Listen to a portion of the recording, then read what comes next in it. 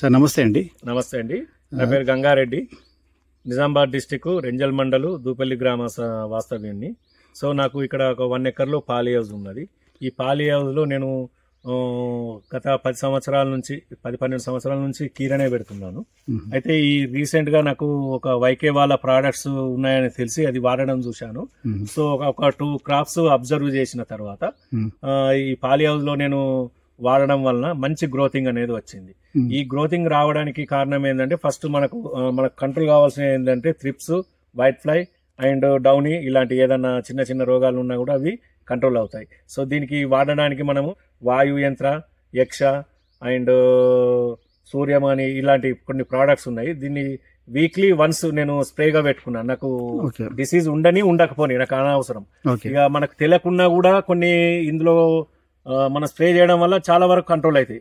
మనం ఒకసారి అబ్జర్వ్ చేయలేము, ఒకటి బాగున్నది అనుకుంటాం, ఇంకో దానికి ఏదో రోగం ఉంటుంది. కానీ ఇవి వాడడం వల్ల ఏంటంటే మనకు తెలిసి తెలియకుండా కూడా ఆ రోగాలు అనేవి కంట్రోల్ అవుతాయి. ఓకే, మామూలుగా జనరల్గా మీరు క్రాప్స్ అంటే గతంలో ఇప్పటికీ క్రాప్లో డిఫరెన్స్ కానీ క్వాలిటీలో కానీ క్వాలిటీ కీపింగ్ క్వాలిటీ కానీ అందులో ఏమన్నా డిఫరెన్స్? చాలా డిఫరెన్స్ ఉన్నదండి. అంటే మా జనరల్గా ఈ కీర ఇంగ్లీష్ కీర అనేది ఒకసారి మనము తెంపిన తర్వాత ఒక 2 days దాన్ని life keeping quality. Okay, but ఇది వాడడం వల్ల నేను కావాలని అబ్జర్వ్ చేస్తే నాకు 8 days వరకు అంటే ఆగింది. అంటే తెంపిన తర్వాత కండిషన్ వల్ల ఆగిందా దేనికి ఆగిందా తెలియదు, కానీ 8 days వరకు మాత్రం పాడవకుండా ఉన్నది. సో ఆఫ్టర్ 8 days మళ్ళీ నేను కావాలనే నేను మార్కెట్ కేసి పంపించాను.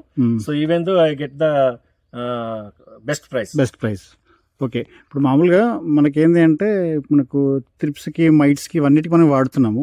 మీ గ్రోతింగ్ పర్పస్ కానీ న్యూట్రియన్స్ పర్పస్ కానీ సూర్యం అలాంటివి జనరల్గా ఇచ్చాను. ఓకే, మామూలు ఇప్పుడు దిగుబడి ఎంత వస్తుందండి ఇప్పుడు మామూలు జనరల్గా? ఇప్పుడుకి నాకు ఒక 10 tons వచ్చింది. ఇంకా ఒక 20 నుంచి 30 tons ఎక్స్పెక్ట్. ఏరియా ఎంత ఇది? 1 acre ఏరియా.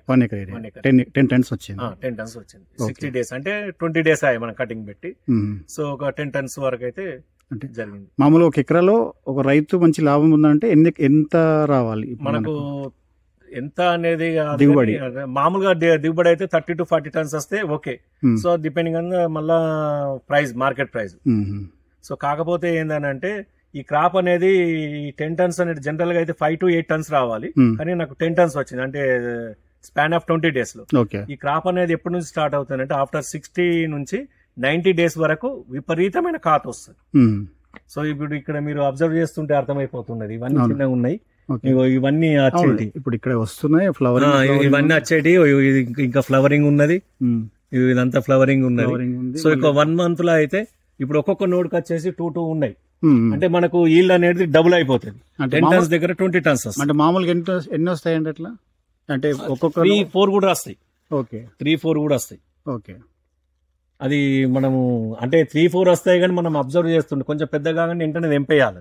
తెంపకుండా అట్లనే పెడితే మిగిలిన 2 పోతాయి. ఓకే ఓకే, అదొక్కటే బాగుంటుంది. ఓకే, ఇప్పుడు మామూలుగా మీరు జనరల్ గా వైకే వాడుతున్నారు, అంటే వాయు యంత్ర వాడుతున్నారు, ఆయుష్ వాడుతున్నారు, రూటెక్స్ వాడుతున్నారు, స్టాప్ ఫిల్ట్ ఇవన్నీ వాడుతున్నారు. అంటే జస్ట్ అంటే మీరు మీ అనుభవంతో ఎట్లా ఉంది దాని రిజల్ట్? బాగున్నది. స్టాప్ విల్ట్ తోటి మామూలుగా విల్ట్ బాగా వస్తుండే, కానీ స్టాప్ విల్ట్ వాడిన తర్వాత బాగా కంట్రోల్ అయింది. లేకుంటే ఈ పాటికి నాకు అక్కడక్కడ చనిపోయినట్టు కనబడుతుండే. గతంలో బాగా ఫేస్ చేసి చాలా నిమటోడ్స్ ఇవి. నిమటోడ్ అనేది కంట్రోల్ అయింది, కానీ నాకు విల్ట్ అనేది కంట్రోల్ కాలేదు. ఇది వాడడం వల్ల కొంచెం ఓకే. ఇప్పుడైతే కంప్లీట్ గా అయితే క్రాప్ అంతా ఒకటే యూనిఫామ్. ఓకే, రిజల్ట్ అయితే ఇప్పుడైతే దిగుబడి విషయంలో అయితే మీకు దోకాలేదు, క్వాలిటీ విషయంలో కూడా దోకాలేదు. ఓకే ఓకే సార్, మీ అనుభవాలు థ్యాంక్ యూ.